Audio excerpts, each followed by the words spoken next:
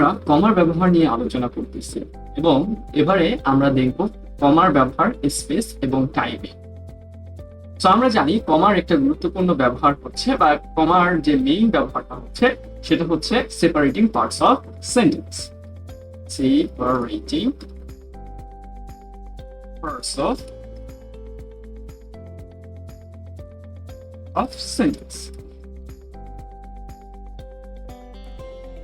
ওকে, so আমরা দেখব এটা কিভাবে স্পেসে পার্টগুলোকে সেপারেট করে, অ্যাজ ওয়েল অ্যাজ এটা কিভাবে টাইমকে সেপারেট করতে সাহায্য করে। সো একটা স্পেস বা একটা প্লেসের নাম মনে করো আমরা অ্যাড্রেস হিসেবে মনে করি। সো আমি যখন একটা অ্যাড্রেস লিখতে যাব, তো মনে করো আমি আমার বাসার অ্যাড্রেসটা লিখছি। So 430, that's my home number. It's the mention.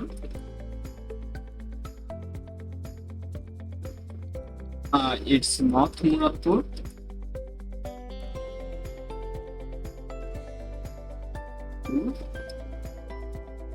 It's Dhaka. এবং আমরা জিপ কোডটা ব্যবহার করতে পারি 1204।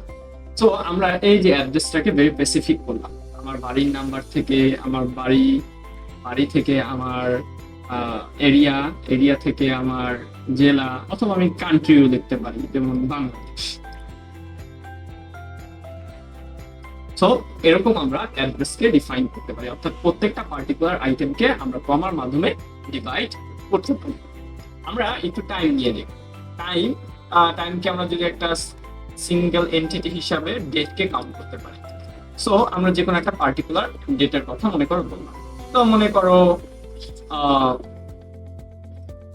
21st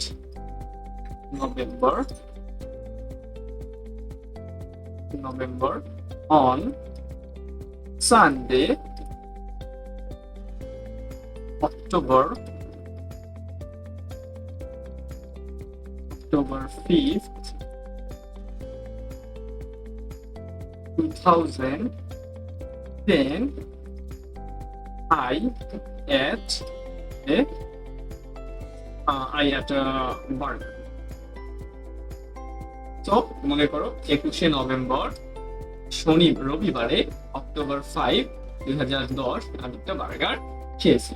এরকম যখন আমরা ডেটকে স্পেসিফিকলি আইডেন্টিফাই করতেছি, তখন একটিকে আরেকটি থেকে আমরা আলাদা করলাম কমার মাধ্যমে। যেমন 21শে নভেম্বরকে সানডে থেকে আমরা কমার মাধ্যমে, সানডেকে অক্টোবর 5 থেকে আমরা কমার মাধ্যমে, অক্টোবর 5কে আমরা 2010কে কমার মাধ্যমে আইডেন্টিফাই করলাম। এবং এই পুরো এটা একটা ফ্রেজ, প্রিপোজিশনাল ফ্রেজ হিসেবে কাজ করতেছে। প্রিপোজিশনাল ফ্রেজ সম্পর্কে আমরা পরবর্তীতে জানবো, এবং এই পুরো প্রিপোজিশনাল ফ্রেজটা এই আমার বাক্যকে মডিফাই করছে। সো নেক্সট টাইম আমরা যখন একটা লেটার লিখবো, আমরা যখন একটা স্পেসিফিক অ্যাড্রেস, একদম স্পেসিফিক একদম অ্যাড্রেস লিখতে চাবো, তখন আমরা খুব সুন্দরভাবে কমার ব্যবহার করব, এবং ডেটের ক্ষেত্রেও কমার ব্যবহার আমরা দেখতে পেলাম।